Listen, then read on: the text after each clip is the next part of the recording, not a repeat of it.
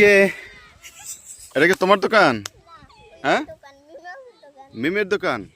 এইটা কি? এই জিনিসটা কি? চাউল। এর কেজি কত বলো? কত? 500 টাকা কেজি? এটা কি মগের মুল্লুক নাকি? এত টাকা কেজি হবে কেন? এইটা কি?